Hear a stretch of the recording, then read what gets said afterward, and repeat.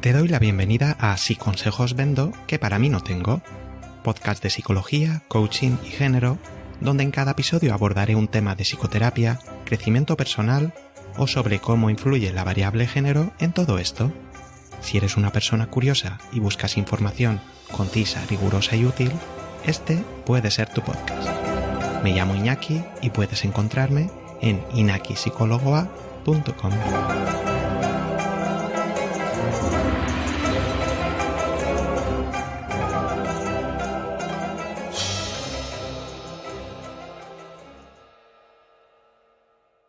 Hola, en el episodio de hoy explicaremos cuáles son los elementos principales del TOC, por qué se mantiene esta problemática, qué tipos de TOC hay y cómo diferenciarlos de simples manías.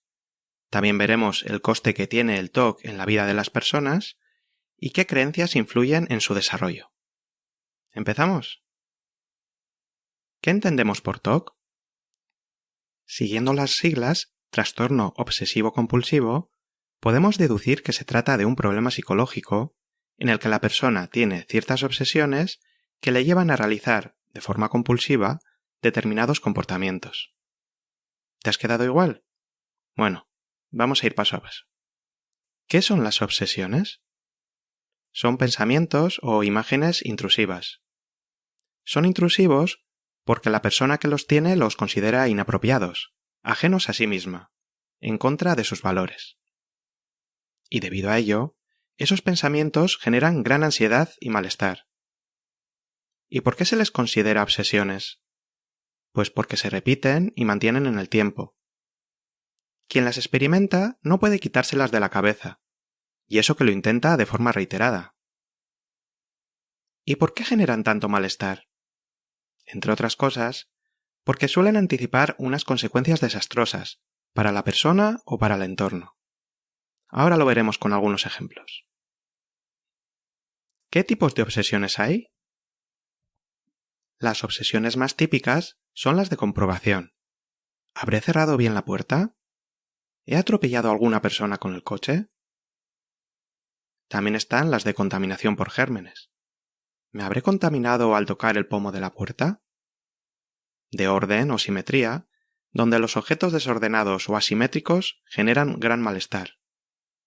También hay obsesiones de acumulación, temo tirar algo importante, o de contenido religioso o moral. Serían pensamientos blasfemos cuando la persona es creyente, o de índole sexual inapropiada para la propia persona, claro está. También hay obsesiones de mutación, donde la persona teme convertirse en algo indeseable para ella, que puede ser perder ciertas cualidades que estima positivas o adquirir otras negativas. De esto hablaré en un futuro episodio sobre diferencias en hombres y mujeres en el TOC. ¿Y cómo se diferencia una obsesión de una preocupación excesiva? Las preocupaciones, aun siendo excesivas, suelen versar sobre problemas cotidianos. ¿Aprobaré el examen de acceso? Por lo tanto, son menos intrusivas y no se consideran tan inapropiadas o inaceptables. No van en contra de los valores propios, sino más bien al contrario. Por ejemplo, en el caso anterior, la persona quiere acceder a la universidad, y para ello es vital aprobar el examen. Por todo ello, cuando tenemos preocupaciones excesivas, no solemos tratar de eliminarlas o luchar contra ellas en la misma medida que una obsesión intrusiva. Se parecen en que ambas generan ansiedad, pero en distinto grado. ¿Y en qué se diferencian las obsesiones de los delirios de la psicosis? En el TOC, la persona suele tener conciencia de lo irracional de su obsesión, e incluso de la compulsión.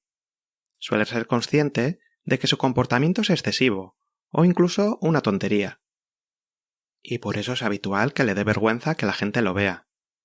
Pero el malestar asociado a la obsesión le obliga, entre comillas, a realizarlo. ¿Y qué son las compulsiones? Las compulsiones son acciones que la persona realiza para reducir el malestar producido por la obsesión. Pero o bien son excesivas, como comprobar 20 veces algo, o no tienen una conexión realista o racional con aquello que pretenden reducir o prevenir. Por ejemplo, si me imagino abrazando a mi bebé, reduciré las posibilidades de tirarlo por la ventana. Y es que las compulsiones son como un impulso irrefrenable a la acción. ¿Alguna vez has tratado de resistir el impulso de rascarte la nariz cuando te pica mucho? Pues imagina algo de magnitud mucho mayor. Cuando las compulsiones requieren completar una determinada secuencia de acciones estereotipadas o repetitivas, se les suele llamar rituales. Por otra parte, las compulsiones pueden ser manifiestas, visibles desde el exterior, como lavarse 10 veces la mano con lejía tras una obsesión de contaminación, o bien pueden ser encubiertas, internas. Repetiré 100 veces Dios es amor para neutralizar el pensamiento blasfemo que acabo de tener. Y en general, me gustaría resaltar que las compulsiones no proporcionan placer, solo reducen el malestar. Y vamos con el tercer elemento, las evitaciones. La persona comienza a evitar lugares o situaciones donde cree que es más probable que su obsesión se dispare. Por ejemplo, puedo evitar beber líquidos fuera de casa para así no tener que ir a un baño público y obsesionarme con haberme contaminado. O puedo evitar cocinar cuando mis criaturas estén en casa por temor a hacerles daño con el cuchillo. O puedo evitar tener relaciones sexuales con o sin preservativo por miedo a los gérmenes. ¿Y cómo podemos diferenciar el TOC de una simple manía o un pseudo-TOC? La mayoría de la población experimenta alguna obsesión en algún momento de su vida. De hecho, se estima que la media de las obsesiones es de 25 a lo largo de la vida para toda persona. El problema entonces no es que esas obsesiones aparezcan, sino que se mantengan en el tiempo. Y esa es una diferencia importante en las personas que sufren TOC. Por otra parte, las compulsiones problemáticas generan una gran interferencia en el funcionamiento de la persona. Así que no es TOC que te guste tener las cosas ordenadas. TOC sería que no invites a nadie a tu casa por temor a que muevan 1 milímetro algún objeto y eso te genere una gran ansiedad. Tampoco es TOC que seas una maniática de la limpieza. Sería TOC que nadie acepte ir a tu casa porque el proceso de limpieza por el que les haces pasar antes de entrar es más estricto que el de un laboratorio de virus. Tampoco sería TOC que cuentes los cubatas que tomas tú y tus colegas una noche.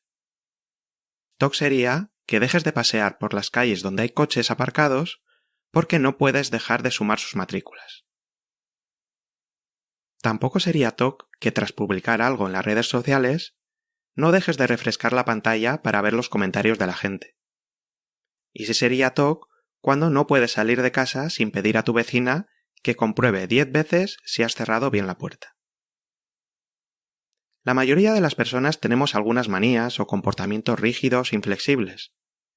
Es decir, que han de realizarse de determinada manera, pero no suelen afectar a nuestro día a día. Además, es normal que dichas manías se amplifiquen si vivimos un episodio estresante. El TOC también se acrecienta en los picos de estrés, pero es mucho más prolongado en el tiempo. Si todavía crees que puedes tener TOC, te invito a hacer lo siguiente. Cuantifica. ¿Cuántas cosas que te gustaría hacer dejas de realizarlas debido a esas obsesiones o compulsiones? ¿Cuánto tiempo dedicas a las compulsiones?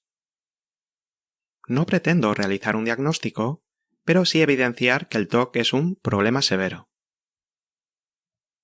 ¿Y qué tipos de TOC son más frecuentes?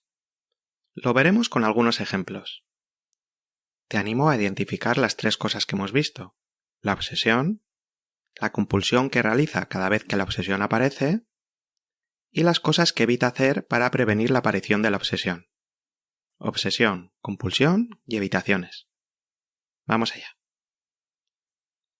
Luis siempre lleva su propio bolígrafo que está desinfectado. Nunca da la mano ni abraza a nadie. Prefiere saludar a la japonesa, con una inclinación. En el trabajo, abre las puertas con los codos, porque le da vergüenza ponerse guantes para tocar el pomo. Un día, pisó una mancha rojiza cerca de una frutería y temió que fuera sangre. Llamó a su madre para preguntarle si debía tirar los zapatos o podrían limpiarse. Luis, sufre TOC de contaminación. En este tipo de TOC es habitual tener temor a contaminarse por medio del contacto con diversas sustancias como saliva, suciedad, tóxicos, gérmenes, basura u objetos que han podido tocar dichas sustancias.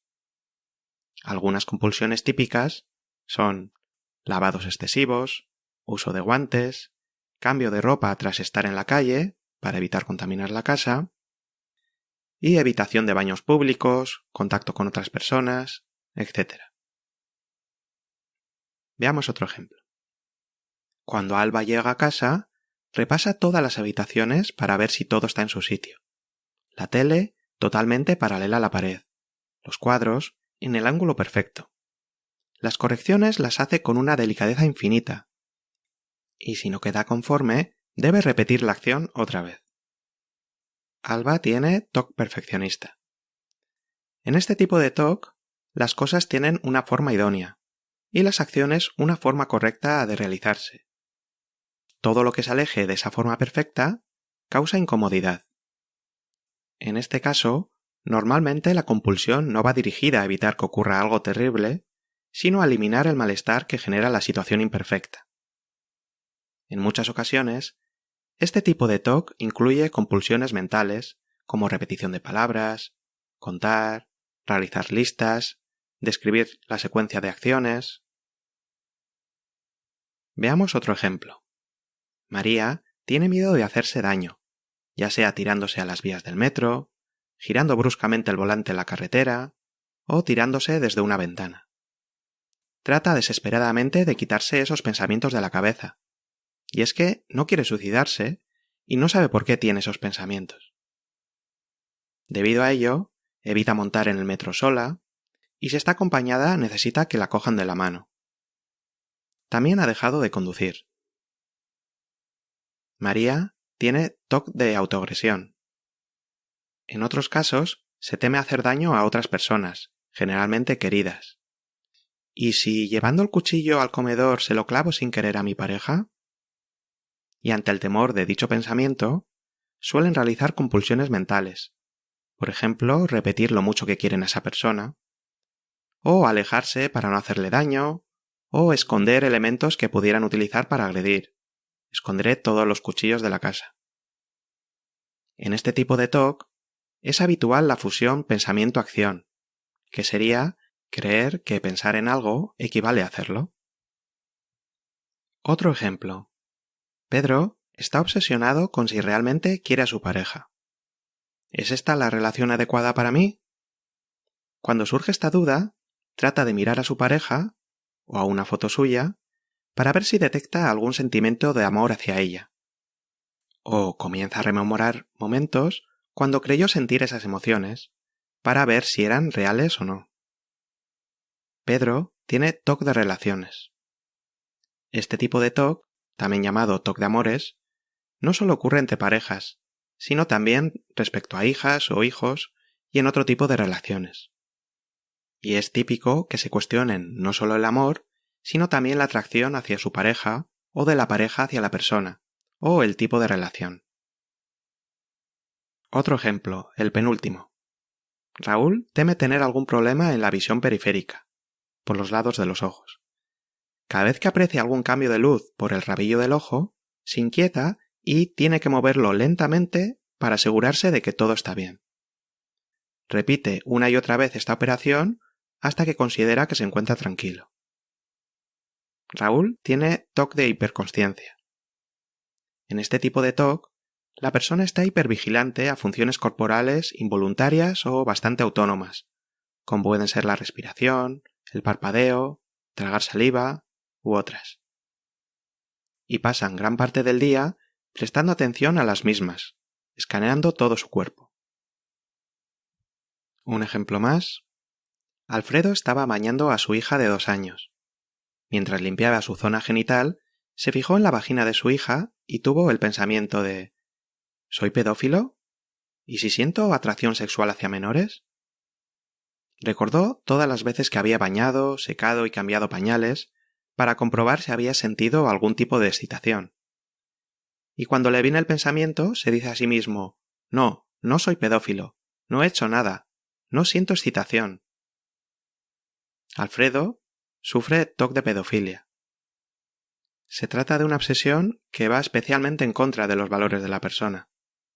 Y un problema añadido es que resulta fácil que se reinterprete cualquier sensación normal en su zona genital, ya sea un hormigueo o picor, como un signo de excitación.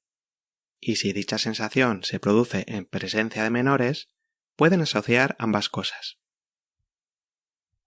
Cambiamos de tercio para ver el círculo que mantiene el TOC a lo largo del tiempo. Trataré de explicarlo de forma breve. ¿Por qué se mantienen las obsesiones? Ciertos actos, como agredir a una persona o provocar un accidente por dejar el gas encendido, generan gran malestar. Los pensamientos sobre dichos actos adquieren igualmente funciones muy desagradables. La persona, por tanto, para reducir ese malestar, trata de controlar, reducir o eliminar esas obsesiones. En el mundo exterior, si algo me molesta, lo quito o me alejo de él. Pero con las experiencias internas, emociones y pensamientos, esa regla no funciona. De hecho, como ya vimos en el episodio número 8 sobre difusión, suele producir el efecto contrario, que aumente la frecuencia de los pensamientos de los que me quiero librar. ¿Y eso por qué? Pues al igual que el mero hecho de que te digan «mira al suelo, pero no te fijes en las rayas», hace que te fijes más en ellas, para saber que no estás teniendo un determinado pensamiento, no te queda otra más que traer el contenido de ese pensamiento a la conciencia, para saber si lo estás teniendo o no. Tratar de neutralizar esas obsesiones proporciona un alivio inmediato, pero tiene el coste de mantener o aumentar la frecuencia de las mismas. Además, las obsesiones tienden a aparecer en nuevas situaciones similares. Al principio, solo temía contaminarme en el baño, pero ahora también en la cocina, lo que acrecienta el problema, sobre todo si comienzan a realizar las compulsiones en esa nueva situación. ¿Y por qué se mantienen las compulsiones? Porque también proporcionan un alivio inmediato. Son una forma más elaborada de tratar de neutralizar las obsesiones, o de reducir la posibilidad de ocurrencia de las anticipaciones. Por ejemplo, ante la obsesión de que puedo tirar a mi bebé por la ventana, imaginar que lo abrazo me proporciona alivio. Muchas de las compulsiones cumplen la función de que la persona ha hecho todo lo posible para evitar que suceda aquello que le obsesiona. Y eso la calma temporalmente. Otra parte, es habitual que el tiempo entre la obsesión y realizar la compulsión se vaya reduciendo, de forma que la mera obsesión, sin el malestar asociado, llegue a producir la compulsión. Como decíamos, es habitual que picos de estrés empeoren el TOC, y esto es así porque con ansiedad aumenta la frecuencia y duración de las obsesiones, así como la hipervigilancia ante los estímulos o situaciones que suelen detonar esos pensamientos intrusivos. En estos casos, también suele reducirse la capacidad de las compulsiones para reducir el malestar. Vamos, que todo va peor. ¿Y pueden existir otros factores que estén ayudando a mantener el TOC a lo largo del tiempo? Pues, según el caso, las personas cercanas pueden estar contribuyendo a que el TOC continúe, sin pretenderlo, claro está. Por ejemplo, colaborando en la realización de las compulsiones, cuando pedías a la vecina que compruebe que la puerta está bien cerrada. De esta forma, la persona con TOC se hace más dependiente e impide que se desconfirme su anticipación catastrófica. Otra posibilidad es que la persona con TOC reciba más cariño o atención cuando se muestra ansiosa, o que pueda eludir ciertas responsabilidades debido a su problemática. No insinúo que chantajee a las personas de alrededor. La función principal de pedir ayuda con las compulsiones es aliviar el malestar. Pero además de ello, una vez se inicia el tratamiento, como veremos en el episodio futuro, es posible que pierda algunas otras ganancias secundarias. Por ejemplo, antes, con el TOC, su familia le permitía no limpiar el baño, ni bajar la basura o recoger las cacas de la perra. Pero ahora tiene que hacer esas y otras tareas que quizá no sean tan agradables. ¿Y cuáles son los costes asociados al TOC? El TOC es realmente incapacitante a nivel laboral, relacional, familiar, social, etc. Y es que la persona con TOC dedica mucho tiempo a las compulsiones. Y recuerdo que las compulsiones no son placenteras, son un medio para reducir el malestar. Así, la vida de las personas con TOC se va haciendo cada vez más y más pequeña. Cada vez disponen de menos tiempo para realizar cosas satisfactorias. Y a esto hay que sumarle las evitaciones. Al evitar acudir a situaciones o lugares por temor a que aparezcan las obsesiones, también se están privando de obtener gratificaciones, de pasarlo bien, de estar con gente. Todo esto suele tener un efecto negativo en su estado de ánimo. Además, las personas con TOC tienden a aislarse del resto, debido a sus compulsiones y evitaciones y la vergüenza que les genera.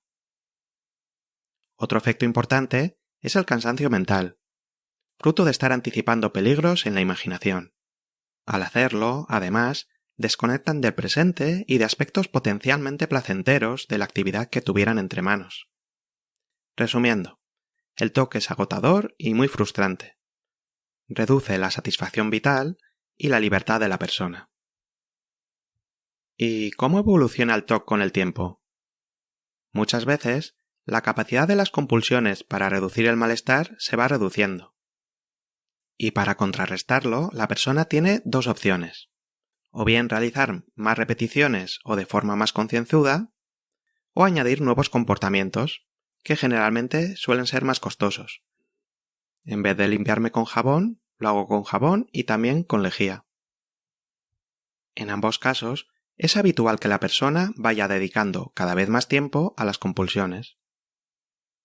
Llegado un momento, las compulsiones generan también cierto malestar, al anticipar todo el tiempo que tendrá que dedicar a realizarlas, y es que una vez que empieza, no puede parar. En ciertos casos, la compulsión llega a ser tan costosa que puede llegar a evitarse totalmente. Un ejemplo extremo. Marisa dedica cada vez más y más tiempo a asearse. Se ha de bañar 5 veces, frotando cada parte del cuerpo 10 veces, repasando cada zona y secándose de forma concienzuda. La última vez llegó a llevarle 5 horas a asearse. Y es que una vez que empezaba la compulsión, ya no podía parar. Debía ejecutar la secuencia completa. Un día, harta de la situación, decidió no lavarse más. Evitaba moverse mucho y ponía el aire acondicionado para no sudar. También se cambiaba de ropa 8 veces al día para estar más limpia. ¿Y cuándo comienza el TOC? Suele comenzar en la adolescencia o al inicio de la edad adulta. La edad media de inicio son los 22 años. Y en general, un inicio más temprano se asocia a una mayor gravedad. En un futuro episodio sobre género ahondaré en las diferencias entre mujeres y hombres. ¿Y cuánto tarda la gente con TOC en pedir ayuda? Pues 7 años de media. 7 años de sufrimiento ascendente. Cuando la interferencia del TOC en su día a día supera un límite, es cuando la persona decide solicitar ayuda. ¿Y cómo aguantan tanto? Por una parte, el deterioro es progresivo. La persona se va adaptando o trata de solucionarlo por su cuenta. Por otra, es frecuente sentir vergüenza por el estigma asociado al problema. Por eso, si pueden, es posible que oculten tanto las obsesiones como las compulsiones a personas cercanas con las que no conviven. Y vamos ya con el punto final del episodio. ¿Qué creencias influyen en el desarrollo del TOC? Pues he seleccionado 3 de ellas. La responsabilidad excesiva. Si pienso que algo malo puede suceder, debo hacer algo para evitarlo. Y estaría relacionada con que aumenta la probabilidad de realizar las compulsiones. El control de pensamientos. Debo ser capaz de no tener ciertos pensamientos, lo cual incrementa los intentos de control de las obsesiones, así como la culpabilidad por no conseguirlo. Y también sobreestimar la importancia de los pensamientos. Pensar en algo es igual que hacerlo, a efectos de moral. Por ejemplo, si me viene el pensamiento de matar a mi jefe, es porque debo querer hacerlo. O pensarlo aumenta las probabilidades de que lo haga o suceda. Esto, unido a la responsabilidad excesiva que comentaba, también ayuda a mantener las compulsiones. Algunas de estas creencias y otras actitudes son potenciadas en la sociedad por considerarlas positivas, pero siempre dentro de ciertos límites, como ser responsable, mantener el orden, hacer las cosas bien, etc. Por ello, es probable que te refuercen por llevar a cabo comportamientos acordes con ellas. Y a veces, no es fácil ser flexible y graduarlos según lo que la situación te demande. Haré una segunda parte con los tratamientos más eficaces para el TOC y en el apartado de género del podcast hablaré de qué diferencias hay entre mujeres y hombres en lo que respecta al TOC. Muchas gracias por llegar hasta aquí. Si te ha gustado, dale a like, compártelo, dame una reseña positiva, visita mi web para dejarme un comentario o haz lo que te apetezca. Espero verte en el próximo episodio. Cuídate mucho. Salud, coraje y amor.